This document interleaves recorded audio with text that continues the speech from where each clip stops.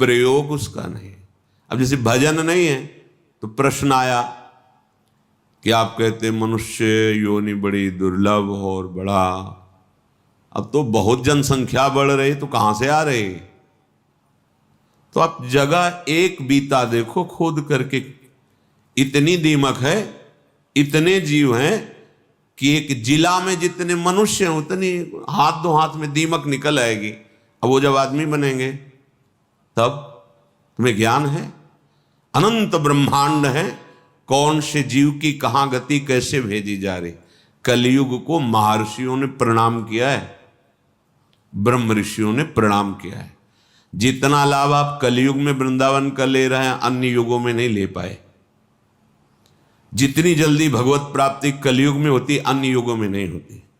10-10 हजार वर्ष तपस्या करके जो फल प्राप्त अन्य युगों में करते थे, दाहिने पैर के अंगूठे के बल खड़े होकर दोनों हाथ उठाकर आकाश दृष्टि करके मंत्र जप कर रहे हैं जल में खड़े होके, 24 घंटे नाम कीर्तन में वो फल प्राप्त हो जाएगा। जो 10,000 वर्ष तपस्या, कलयुग बहुत प्रणाम करने योग्य है। पर आप भगवद विमुख हो जाओगे तो भ्रष्ट कर देगा, नष्ट कर देगा। तो क्या और युगों में ऐसे आचरण वाले व्यक्ति नहीं थे क्या? कम थे। ऐसे ही भगवद आचरण वाले क्या कलयुग में नहीं है क्या? कम है। बहुतायत है अधर्माचरण करने की प्रवृत्ति, बहुतायत है इसकी। अब आपको अंदर से सोचना है कि मेरा प्रयोजन इंद्रियों का दुलार करना नहीं है, अभी ठीक होने लगेगा। पर ये सोचना आचरण में उतारना होना चाहिए। नहीं सोचते तो बोलते रहते हैं वैसा नहीं करेंगे, पर वो कसम और नियम 1 मिनट लगता है तोड़ने में। इसके बाद फिर रो बैठ के क्या हो गया, ऐसा मैंने क्यों किया? फिर भी ठीक नहीं होगा, फिर 2-4-6 दिन फिर वहीं पहुंच जाओगे, फिर निराश हो जाओगे। अब तो हम चलने लायक ही नहीं भगवत मार्ग में। इसलिए प्रार्थना है, अलमल मति घोरानर्थ कारेन्द्रियाणा मतिशय परितोषैर दुष्करैर दुस्तरैश्च। अब इंद्रियों के परितोष वाली बातें छोड़ो, अब इंद्रियों का पोषण मत करो। जो धर्म विरुद्ध भोग चाहती, जलना ही पड़ेगा। जलना, जलन शब्द याद कर लो। ये जलन तभी होती है जैसे कोई भी साधक विचलित है, मेरा मन नहीं लग रहा, मुझे बहुत परेशानी हो रही, ऐसा वैसा। गलत कर रहे हो, जांच लो, जांच लो। गलत चिंतन है, गलत आचरण है, नहीं तो अभी प्रारंभ में ही मस्ती प्रारंभ हो जाएगी। वो एक अध्यात्म की जो जलन पाप नष्ट करने वाली, वो मन बुद्धि चित्त इनको शीतलता प्रदान करती है। ये जागतिक जो जलन है, ये आपका आचरण गलत है कहीं, नहीं तो उसी मार्ग में चले हुए पथिक है। वो एक आध्यात्मिक जलन होती है। कैसे विकार दूर हो, ऐसा वो विक्षिप्त नहीं होता, प्रवीण होता चला जाता है। कैसे का उसको उत्तर मिलेगा, क्योंकि सही मार्ग में चल रहा है। जब आप गलत कर रहे हो, गलत संग कर रहे हो, गलत आचरण कर रहे हो, शास्त्र विरुद्ध वार्ता कर रहे हो, शास्त्र विरुद्ध चिंतन कर रहे हो, तब तुम्हें वो विक्षेप प्राप्त होगा, जिसके लिए तुम पागलपन प्रकट करते हो कि अब मुझसे सहा नहीं जा रहा, रहा नहीं जा रहा, क्योंकि आग बढ़ा दी तुमने, उसको फूस दे दिया, घास फूस जमा कर दी, अब ज्वाला बढ़ रही है, तुम्हारी गलती। जब हम गुरुजनों की शरण में हैं, प्रभु की शरण में, तो मुझे कल्याण की भी परवाह नहीं, तो चिंता किस बात की। मेरा मन, मेरा तन, मेरे प्राण आराध्य देव गुरुदेव को समर्पित है, देख लेंगे वो, संभाल लेंगे वो, बेपरवाह होकर राधा राधा राधा। कहां समझ में आ रहा है? नहीं, इंद्रिय और मन की बात समझ में आ रही है, क्योंकि वो बहुत मुझे सुख देते हैं। स्पष्ट समझ लीजिए, गुरुजनों की बात और शास्त्र की बात इसलिए समझ में नहीं आती, ये पराये हैं। लेकिन इंद्रियां और मन, ये मेरे नहीं, मैं ही हूं, ऐसा अनुभव, ये माया का खेल, इनके द्वारा सिखाई बात सच्ची बात है।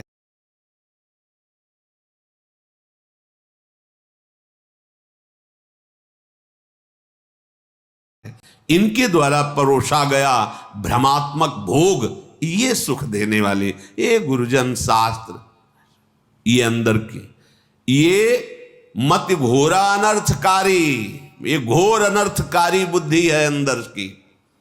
अब इसे सुधारिए। श्रीपाद कहे क्या करे?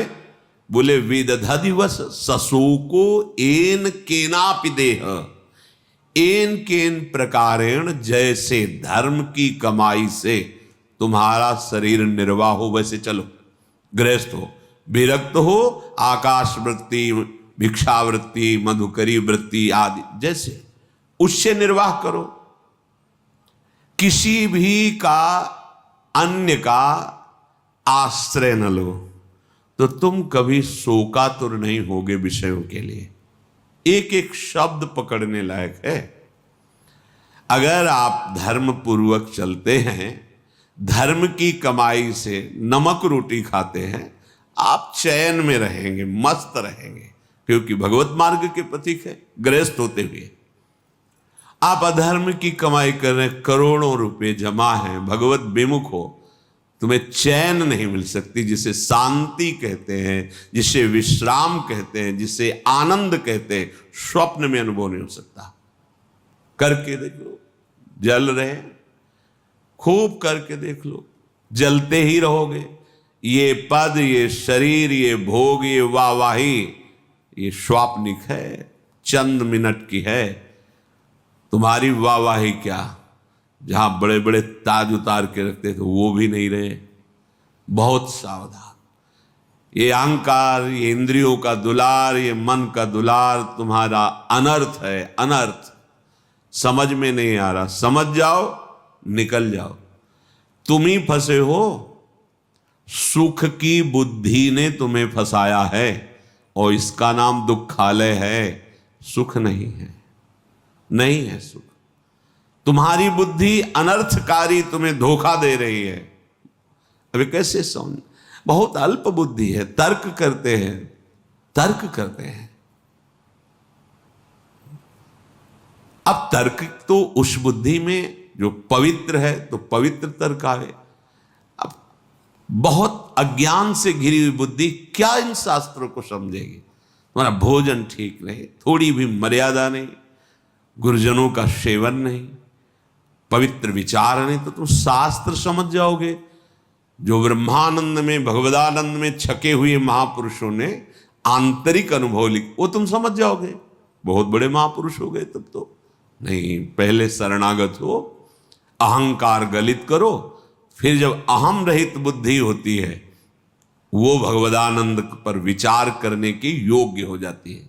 अभी तो देहाभिमान है, जितना भी चिंतन करोगे वो प्रकृतिजन्य ही होगा।